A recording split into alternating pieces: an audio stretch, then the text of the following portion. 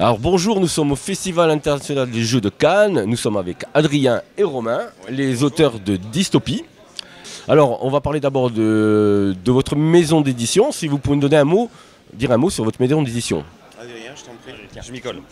Allez, merci beaucoup. Alors, notre maison d'édition s'appelle Primorum Édition et c'est une maison d'édition toute petite, on va dire, une micro-maison d'édition où il y a moi et Romain, les deux auteurs de Dystopie, et on l'a créée spécialement justement pour éditer et promouvoir le jeu Dystopie. À la base, avec d'autres projets maintenant en cours, ça prend un peu d'ampleur, on va en parler peut-être plus tard, mais voilà, en tout cas le départ c'était ça, et de pouvoir éditer notre livre. Voilà.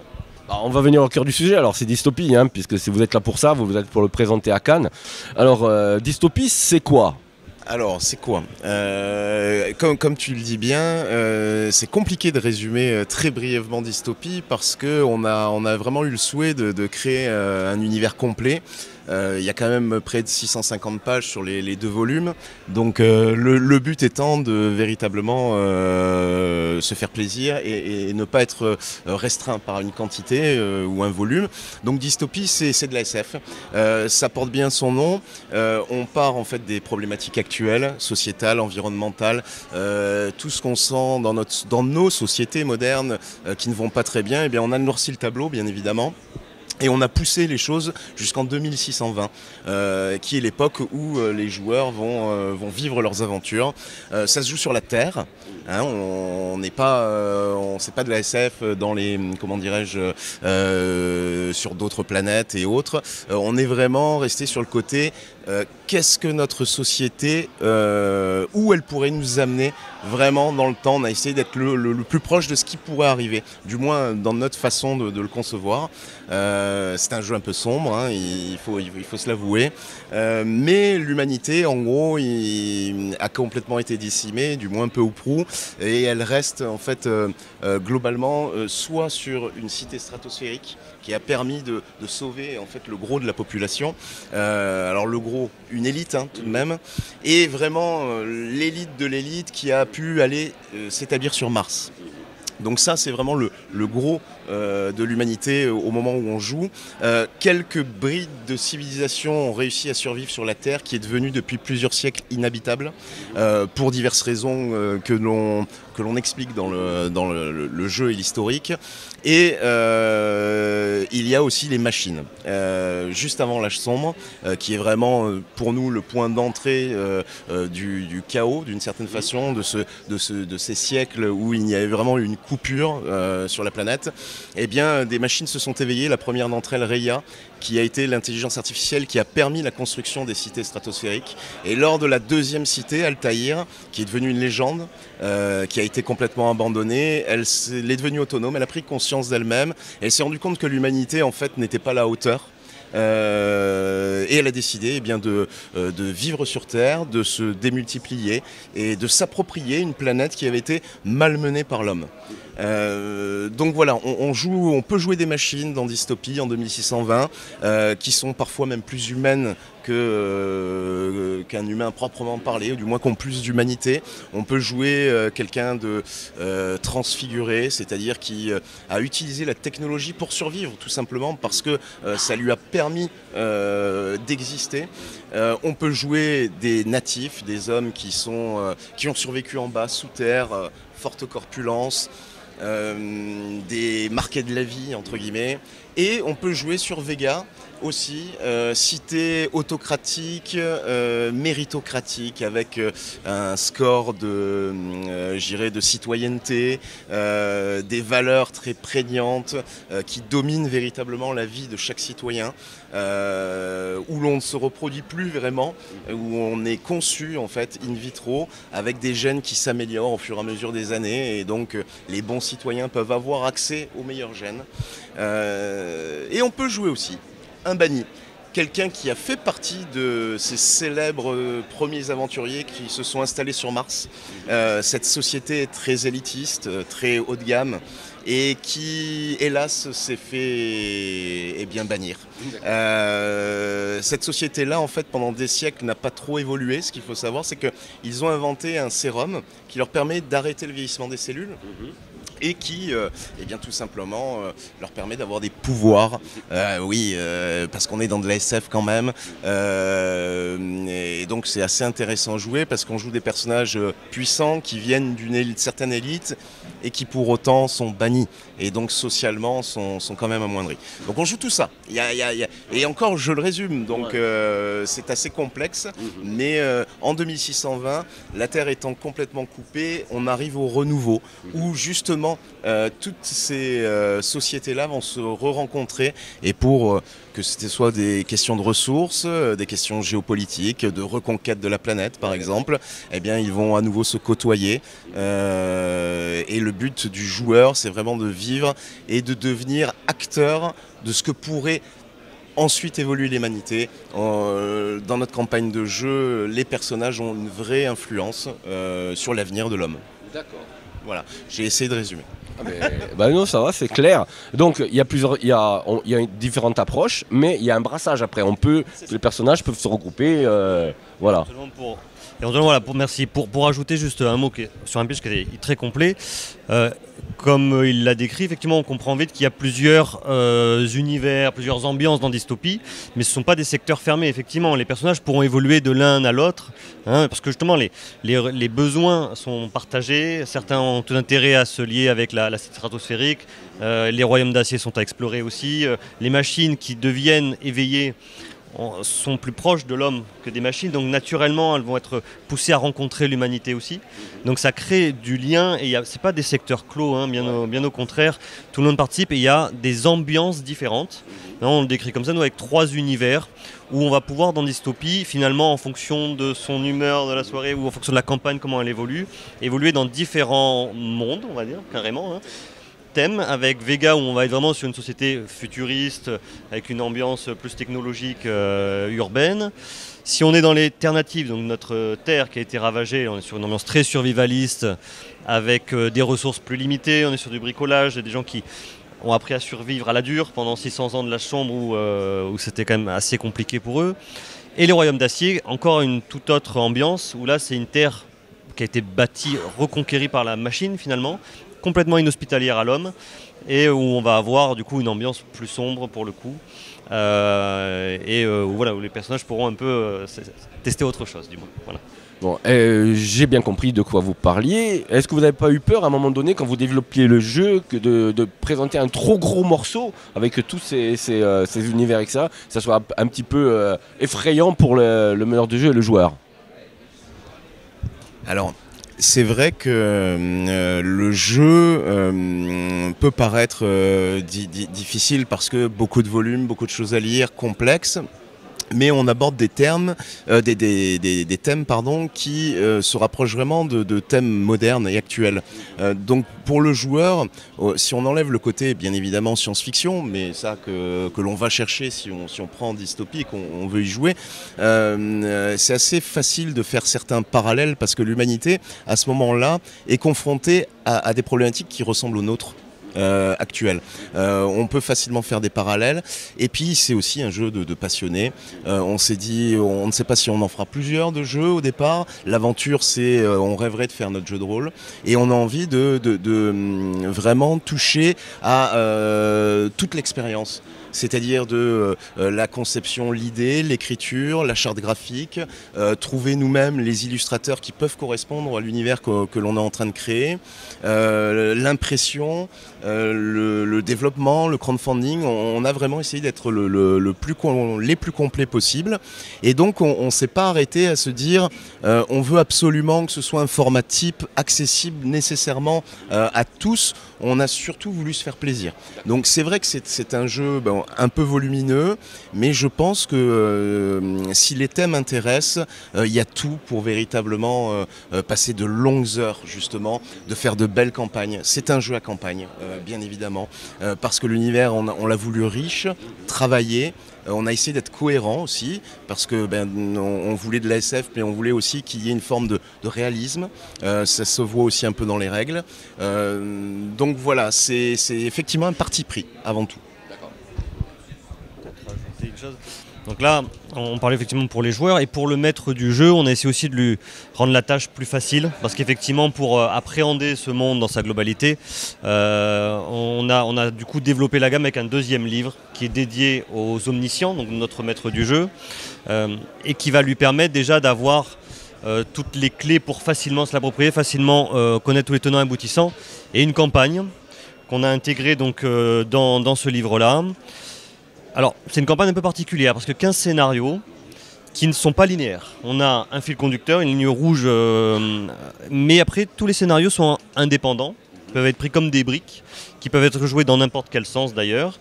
On peut jouer tout ou partie, intégrer au milieu des scénarios maison en fonction de ce que les joueurs entreprennent.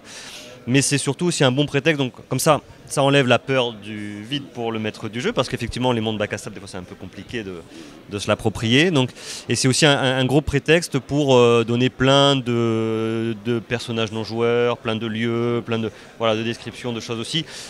Aussi pour qu'il puisse nourrir lui-même ses propres scénarios, pour ceux qui aiment faire leur scénario. Voilà, donc on a donné un peu des clés pour faciliter l'entrée dans le jeu, dans le monde. Désolé, on parle beaucoup. Hein. Nous, vous mettez une pièce dans le jukebox et puis après, généralement, on parle beaucoup. Ouais, c'est gentil. Et juste pour compléter, effectivement, la construction des scénarios, elle est identique à chaque fois. On essaye toujours de mettre, parce que c'est une question récurrente qu'on a eue des personnes qui étaient intéressées et qui s'intéressent au jeu, c'est comment je fais pour toutes ces natures que vous décrivez. Si j'ai une table hétéroclite, donc comment je fais pour les intégrer? Eh bien, on a mis ces pistes-là pour que ce soit simple, parce qu'en fait, rapidement, en quelques lignes, normalement, l'omniscient, chez nous, c'est ainsi qu'on appelle le compteur, a tout de suite les pistes pour dire, ok, je vois très bien comment je peux amener mes joueurs à se rencontrer, parce qu'il y a nécessairement des choses qui vont les rassembler, des intérêts communs en tout cas. Je veux dire, on peut le montrer, on a en fait une fiche donc signalétique, comme ça c'est plus parlant qu'un long discours. Je ne sais pas si on voit la caméra, mais c'est toujours sur la première page. On va avoir synopsis, la difficulté pour savoir où le maître du jeu met les pieds et ses joueurs, est-ce qu'ils sont prêts à affronter les enjeux de ce scénario. Les enjeux justement, majeurs, mineurs. Et puis comment intégrer vos personnages, ce que décrivait Romain, des pistes en fonction d'où ils se trouvent, qu'est-ce qu'ils ont fait, etc. Pour les intéresser dans ce scénario. Voilà. Donc à chaque fois on a ça pour rendre tout ça plus facile. Voilà.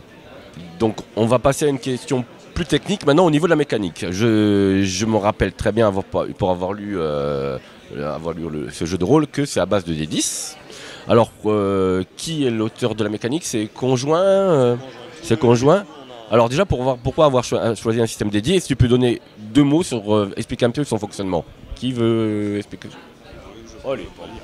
Alors, notre système, donc effectivement, c'est un système dédié, maison, parce qu'on avait un cahier des charges en fait au départ et on ne trouvait pas dans les systèmes génériques quelque chose qui pouvait, on va dire, donner toute l'ampleur au jeu, sans empiéter sur la narration. Donc on a fait un système à l'ancienne, on peut dire, avec des caractéristiques qui vont être donc le nombre de D10 à lancer, et puis des compétences qui vont fixer la difficulté.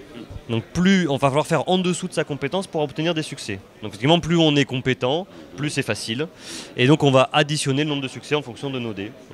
Je prends un exemple basique pour vraiment que ce soit clair. Si on a un jet perception vigilance, si on a 3 en perception, on lancera 3 dés.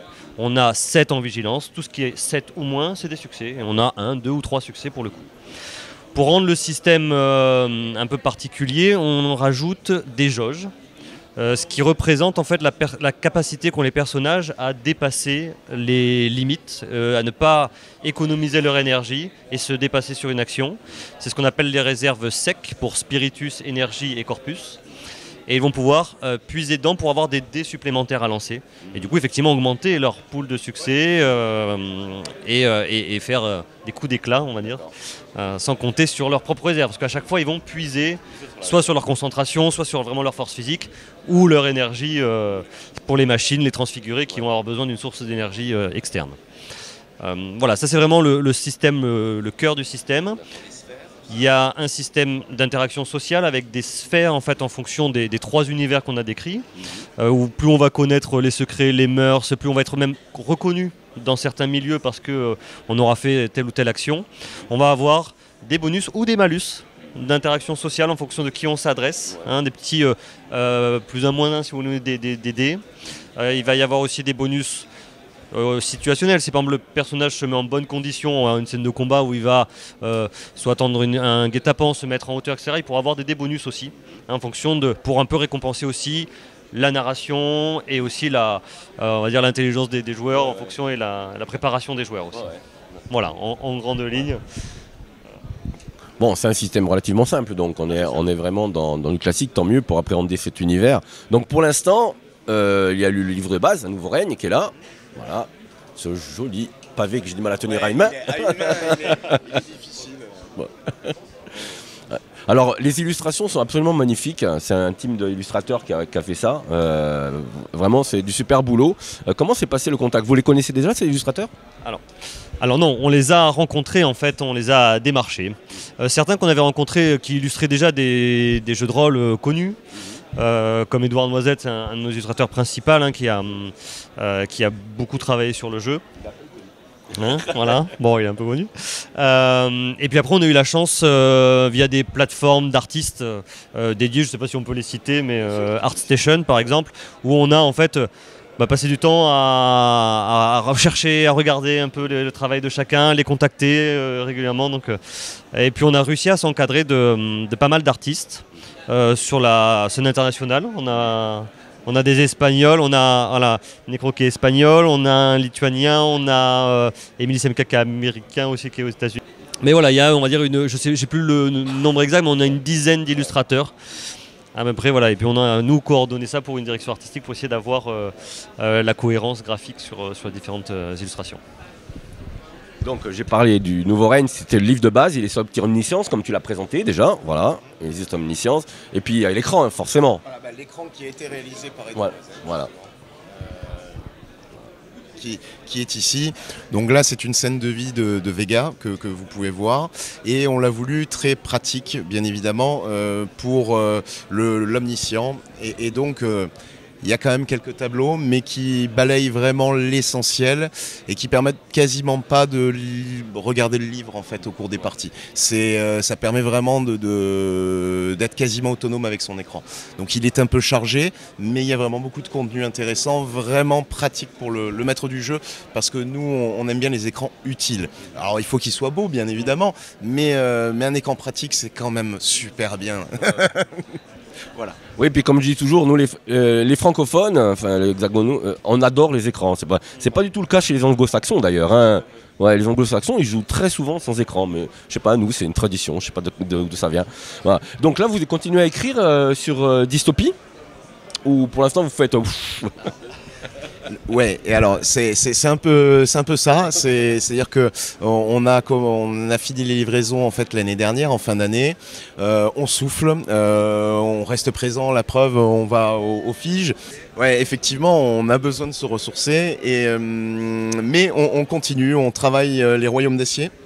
Entre autres parce que c'est dans Dystopie un univers très particulier, on frôle même un peu avec de l'horreur aussi, et donc ça mérite quelque chose en plus, donc on y travaille à moindre rythme parce que moins d'engagement aussi, mais on travaille aussi sur le prochain.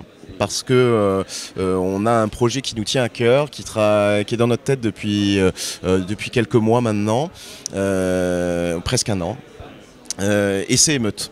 Ce sera un préquel en fait à Dystopie, ça se jouera dans un futur plus proche, mais avec un moment où les grandes nations, les populations mondiales, de génération en génération vont au bout d'un moment exploser, ne voulant pas complètement détruire la Terre, ne voulant pas de cette société où seuls les plus méritants vont avoir un accès sur l'acropole. Des gens vont se révolter, des gens avec des positions sociales élevées, d'autres moindres, et des personnes je dirais communes. Et ils vont créer en fait un réseau international. Alors au départ ça va être une petite cellule pour essayer de faire changer le monde et de mener des actions concrètes contre Alors, on va pas tout dévoiler, Oui, bien sûr. mais entre autres des grandes corporations qui pourraient vouloir une forme de monopole à l'avenir. C'est classique, mais je dirais cet état d'esprit, on le voit pas, on l'a pas vu, et on avait envie de le faire découvrir, cette possibilité de changer le monde avant qu'il soit détruit. Donc ce sera un jeu de rôle plus court, un format plus réduit, mais peut-être vraiment pulse, avec vraiment des scénarios de 2-3 heures où il va y avoir de l'action, il va y avoir vraiment des choses à mener. Voilà, on va pas trop en dire, mais c'est globalement notre futur projet sur lequel on travaille en même temps aussi. Ouais. Alors, deux petites questions. Est-ce que, d'abord, par rapport à Dystopie, j'ai oublié de vous la poser, est-ce que les personnages de Dystopie sont au courant comment c'est arrivé tout ça? Est-ce que, voilà, est-ce que c'est un jeu à secret ou pas? Alors oui et oui. Alors donc oui, les personnages, l'histoire est connue de tous, hein, parce que Vega, quand elle s'est créée donc la cité stratosphérique, elle a emmené tout le savoir de l'humanité avec elle à ce moment-là. Enfin, certains un peu mieux gardés que d'autres, mais en tout cas, l'humanité est au courant. Et justement, avec les erreurs du passé, véhicule aussi des messages et de la propagande, hein, de Vega. Donc les gens savent. Cependant, ça reste un jeu à secret aussi. Parce que voilà, tout n'est pas dit, les enjeux ne sont pas dits. Et puis, il faut bien imaginer que la planète Terre en elle-même a été complètement remodelée, refaçonnée. Et en 2600, quiconque d'ailleurs, soit de Vega ou d'Alternative, ne connaît pas le reste du monde. Donc il y a beaucoup de choses à découvrir, à redécouvrir, on pourrait même dire. Donc c'est un jeu aussi à secret, parce qu'après il y a la cité de Mars dont on parlait, on n'y joue pas, on ne l'a pas évoqué en tant qu'univers jouable. Ça par contre c'est une particularité, où on peut couper les ponts et ils préservent cet Éden pour eux. Là aussi il y a pas mal de choses à découvrir pour les joueurs. Il y a voilà, toute la politique en fait interne, il y a beaucoup de choses à secret également à ce niveau-là. Donc voilà, ils savent des choses mais pas tout. Pour juste rajouter un petit quelque chose qui va très bien sur ce sujet-là, les Royaumes d'Acier, donc Raya, cette première IA qui s'est éveillée, il y a toute une mythologie derrière, c'est-à-dire que les machines, s'étant un peu humanisées, on fait comme nous, on commençait à créer leurs propres croyances, et Raya est devenue un mythe.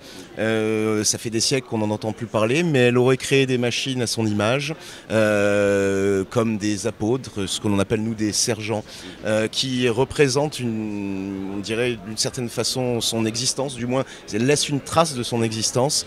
Et là aussi il y a toute une géopolitique, il y a un savoir qui est caché, qu'est-ce qu'est devenu Raya, qu'est-ce qu'elle a voulu faire en créant ces machines, qu'est-ce qu'elle veut faire de l'humanité, pourquoi elle ne l'a pas détruite, parce qu'elle aurait eu peut-être la possibilité de le faire.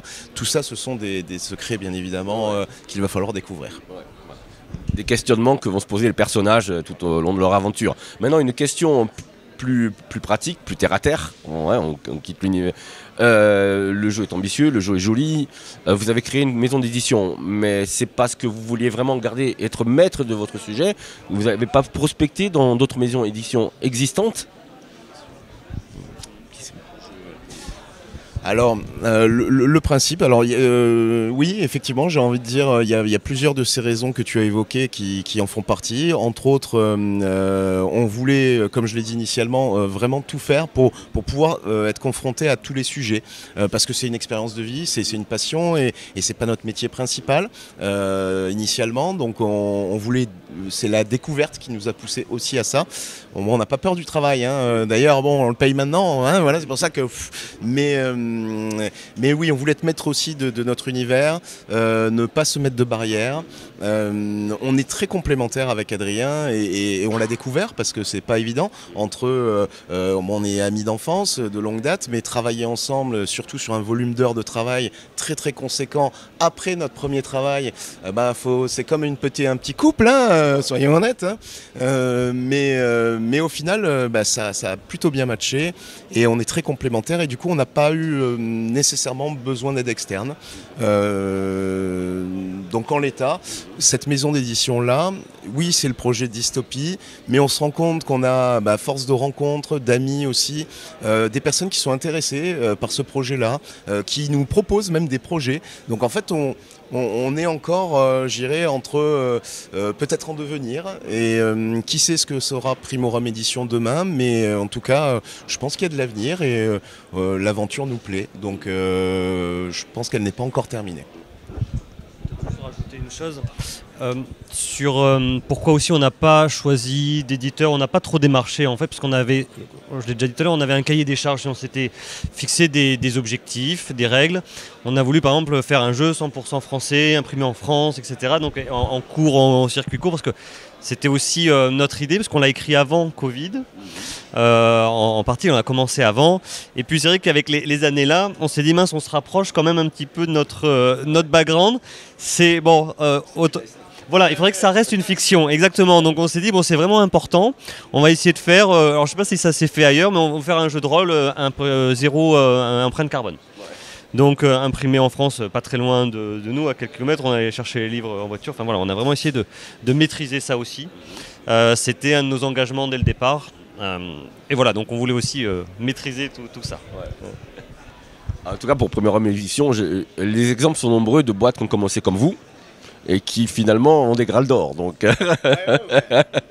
et qui ont multiplié les productions et qui continuent à en faire maintenant. Voilà. Donc écoutez, Adrien et Romain, je ne me suis pas planté. Hein. Voilà, hein. Je vous remercie d'être venus, de passer nous voir. On va sûrement rester en contact parce que moi j'avais lu Dystopie parce que je crois que je sais plus. Vous aviez envoyé au Graal, hein, je crois, vos fichiers. Non, je les ai lus là.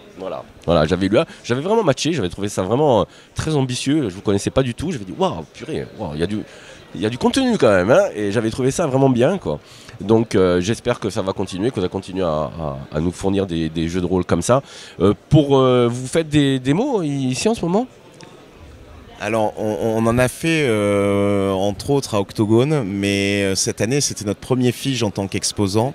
On s'y est un peu mal pris. Voilà.